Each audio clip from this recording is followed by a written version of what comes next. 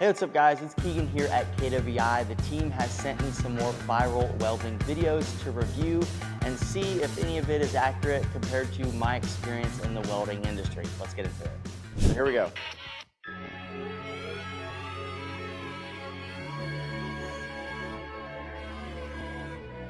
Okay, so this video talks about the helper realizing that he handed his welder an 80-10 halfway through the bead. Now, I'm no pipeline welder by any means. I never did the pipeline, but I've got several buddies that do the pipeline. And 80-10 is not a rod that you want to put beads on the pipeline in. And a bead meaning it's the first weld. It's going to be your root pass. The bead is the root. 80-10 is not the rod that you do the root with. So this helper was freaking out because he handed the wrong rod. I'm going to base what I'm saying off of this video. Grabbing the wrong wire or grabbing the wrong material and welding something is a very big deal in the welding industry. I know a couple people and they have done a whole weld with the wrong wire that they grabbed. And that is like a pretty big situation in the welding industry because as welders, we are to weld things together to make products happen, to connect everything together. And if we use the wrong wire, then that means that the strength and integrity of the weld is going to be, it's going to be hindered in some way or another because it's not the same type of metal that is going into the piece of pipe or the plate or whatever it may be. And there's a lot of smart people out there, engineers and metallurgists and people who understand what scientifically is going on when you're welding. And so if you're putting two different elements together, if you're putting, a stainless and you're putting an Inconel or you're putting a carbon, it may weld, but it's not actually going to do its job and hold to the specific pressure or the things that the pipe or plate or whatever is used to do. So whenever you're welding, I would always do this. I would grab my piece of wire and I would look at the numbers on it to make sure that it is the correct wire. And I never had any issues where I was making a weld on a critical weld or something extremely serious where I didn't grab the wrong wire. There's been a couple instances on some structure and things where I grabbed the wrong rod for a little bit and then you grind it out and then you re-weld it. But on any welds that are getting shot and it's a pretty big deal, always just make sure and look at that wire to make sure that it is the right type of metal going into the right weld. If you don't, it's a quick way to get fired and it's a quick way to have something catastrophic happen in a plant that blows up, could possibly injure people, maybe fatalities, and it's on you as the welder when that busts. So yes, it's funny that he kept going and made this weld, but also at the same time, if you're stenciling your welds, they can come back and find out that you used the wrong wire or something on a weld. So be very careful about that. Sweet, the next one, here we go. He can't read, but he welds really well. So we keep him, when you talk to him, just notice I'm being serious. I'm sorry. Just when you talk to him, don't talk too fast because he gets frustrated. Yeah, he'll get pissed. Yeah, so this video is just talking about, it's a joke, obviously, but some welders aren't the brightest tools in the shed. And you don't have to be a genius to weld. If you just sit down and learn the skill of welding, it can pay you very well throughout your life. And so, as a welder, you meet all kinds of individuals who are welders, geniuses. I've met the smartest people in the world welding. I've also met the not smartest people in the world welding, not so smart. So you're going to have all different kinds of people as welders and in the welding industry because you don't have to be a genius to weld. You just got to know how to move molten metal and you can make really good money at it. It's kind of funny too because with that being said, again, you don't have to know how to do much to weld. And so a lot of people think welders are dumb because all we're doing is flipping our hood down and welding something. We're not planning this and creating something wild here. Now on a personal basis, welding, moving molten metal and creating something that creates our world is pretty awesome.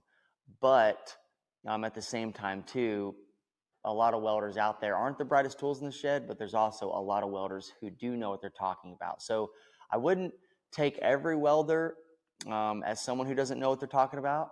There are some, but also there's a lot of really, really smart welders out there who know what they're talking about. And you just got to be careful and don't want to throw all the welders in that, little assumption there. This is what it looks like when the scaffold is just high enough to annoy you. Had to cut 1 inch of random. Then bevel. Still had to rip this half. How comfortable would you be welding a 20-inch yourself in this stance?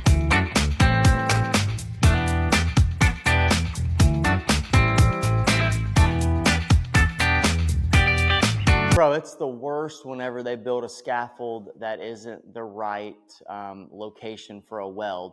And it's not on the scaffold builders. It's not their fault. A lot of the time it may be some poor communication on where to put the scaffold, but I can't tell you how many welds that I've had to do. You're standing at that weird height to where it's like you're not all the way up, but you're not like all the way, like you can either be on a bucket or you can stand up, but this is a weld that's like in between that. So you're kind of like standing and almost like breaking your back in a way.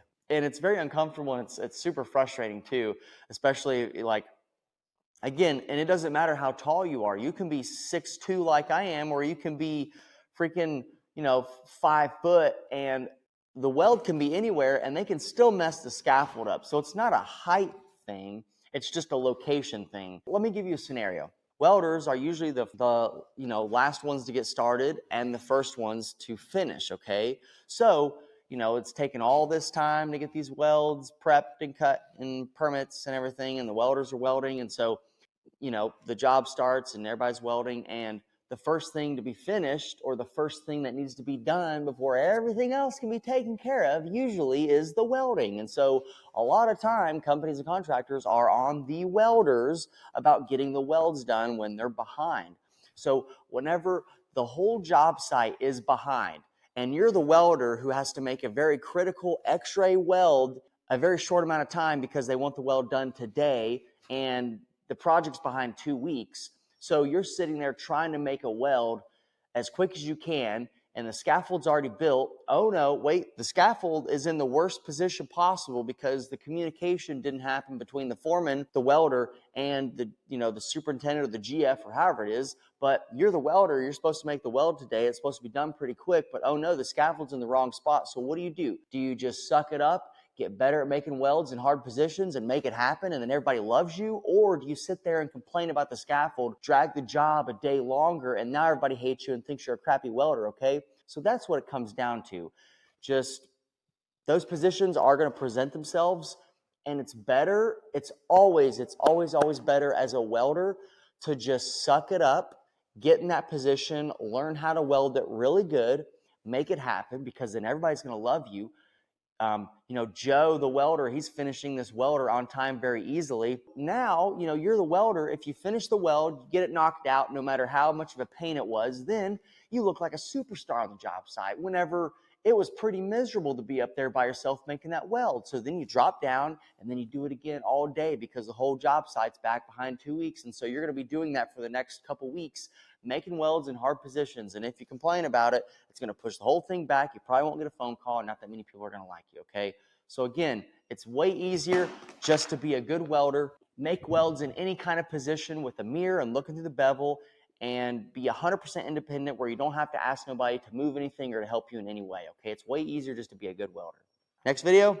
Y'all, we need to have a meeting in here. I'm sick and tired of finding half-empty water bottles laying all over this job site. We spent $12 last year on wasted water that you guys didn't even drink. So from now on, if y'all ain't gonna drink a whole bottle, we're gonna stop providing y'all water. Y'all gonna have to drink your own piss or something. Yeah, guys, I still don't have those earplugs y'all asked for last week. They're on back order. They should be here Wednesday, and I'll let you guys know as soon as they get here. Until then, y'all just walk around with your fingers in your ears, or go to the store and pick up some cotton balls or something. We'll make something work. A new pair of gloves. Didn't I just give you a pair of gloves like 6 months ago? If you want a new pair of gloves, you're going to have to give me your old gloves. Where are your old gloves at? I know that all the work you guys are doing right now is stainless, and I know that all the brushes in the tool room are carbon, but you're just going to have to work with what we got for right now. I ordered stainless brushes 2 weeks ago. They're supposed to be here Wednesday. I'll let you guys know as soon as I get them. Y'all want me to put another microwave in that tool room? I just put a brand new microwave in that tool room like 2.5 years ago. We've only had like 8 outages since then. There's only been like 1,000 people come through and use that microwave. There shouldn't be anything wrong with that. If y'all want to use a microwave, Y'all need to go next door and see if Scaffold Builders let you borrow theirs. So this is Ugly Welds LLC, and he's just referring to, you know, there's good and there's bad companies out there. Starting out in the industry as a young individual, you're probably going to be with a lot of companies that aren't the best. A lot of companies that don't, support their employees that well with the things that they need. And a lot of these companies, they should support you with gloves, earplugs, all the tools that you need to be on a job site and working. But a lot of times, again, when you first get in the industry as a younger welder, you're not going to have these things. And so you have to kind of look after yourself and support yourself sometimes just to make sure that you get what you need or that your safety is taken care of. Watch yourself, make sure you're not going to get hurt in any situation. But then also there's times whenever I supplied myself with my own earplugs because I wasn't waiting on nobody else, okay? And I mostly did non-union. So that was probably why I guess sometimes I got with companies who didn't take care of you as well. I never did union, so maybe, the union, they take care of you like that on some jobs, and some jobs they don't, not for sure. But I do know that, at the end of the day, if you're unhappy with your situation, you're the only one that can fix it. So if you need that job that bad and they're not providing those things, it might be good to go out and just get those yourself so you can be 100% independent and always count on you. You can't always count on these companies to take care of every little thing that you got going on throughout the day on the job site. So, what I did was carry my own water bottle, metal water bottle. I wasn't going to drink their plastic water that had been sitting on the back of a semi-trailer somewhere in the Southwest for 10 months, putting things in our water. So I always carried my own water bottle. Earplugs and small things, you can pretty much take care of yourself. Again, you don't want to drag up over an earplug or something simple. So is it right that you have to take care of yourself on some job sites? Probably not. Should you? Yeah, don't wait for nobody else to do it for you. You need to take care of yourself and make sure that all your needs are met on the job site and that you're not putting yourself in a situation. Okay, here's number 5. All right. Nobody's gonna know. Nobody's gonna know. They're gonna know. How would they know? Oh, yeah. How would they know? It's a good way to do it. How would they know? Yeah, so he's just sucking out a heavy part of the root. And I like this video and I don't like this video at the same time. In welding school, it's really easy to do is just to suck something back because you can look inside the pipe. And also out in the industry too, if you are in a jack stand weld or in a fab shop, you can suck stuff out. There's no problem with it as long as you can see the root. I personally never liked to suck anything back if it was too heavy because you're not going to suck it back on the top. You got to suck it, back on the bottom with TIG. I never liked to do that. If there was an issue with something, I always cut up into it and fixed it. And the reason being is there's been several times where I've witnessed it and I have had it happen to myself. Whenever you go to suck something back, a lot of things can happen bad really quickly. 90% of the time they don't. I just never wanted to count on that 10% that it would happen. And so I would always, if there was an issue, if it was too heavy, I didn't sit there and try to suck it out and spend all that time dry washing, because what if a gust of wind comes up here and you're dry washing your root and then it blows the argon away and then it shoves porosity all through this heavy root that you got. And then you have to still cut it out and fix an even bigger problem that wouldn't have been there if you just cut into it and dug out the heavy spot and then put the bead back into it. That's my thought process. I just got in a really big habit of always cutting in every issue that I experienced. And that might be on part because a lot of the companies and the jobs that I worked for, they were shooting severe cycle phase array. So it was very serious and critical. So just dry washing a root and fixing it that way sometimes didn't go over too well. And whenever you get into the specialty welding side of things, as you get more experienced, you don't do things that have a percentage of messing up on you, if that makes sense. I like to bet on dry washing to see if it would work. So I always just got really good at cutting into the pipe, fixing it, and then rolling on with my day. And the more that you do that, the better that you get. Cutting into a pipe and fixing it, it sucks. It's not fun at all. But you have to do it to make the weld shoot, to make your money, to keep your job. So it's just easier just to get good at something that not a lot of people like. And then they might ask you to go fix welds on the job site. So a lot of times I would get paid just to fix welds and not have any repercussions from fixing them if they went bad. So that's one of the cool things about getting good at fixing your welds, is people know that, you know, once they find out that you can fix welds, if it's something you're into, then you can get paid to fix welds. So yeah, I never did like the dry wash routes and suck them back, just because it could lead to other issues, but it does work and there's nothing wrong with it. It's just you got to be willing to take that risk of something happening while you're doing it.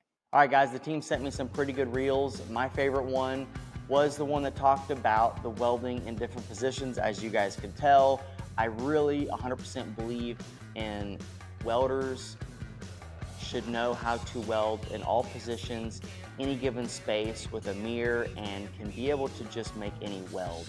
And if you can do that, then you don't have to rely on help from anybody else. And everybody loves a welder who can take care of business and then, you know, finish that business and move on to the next weld or item.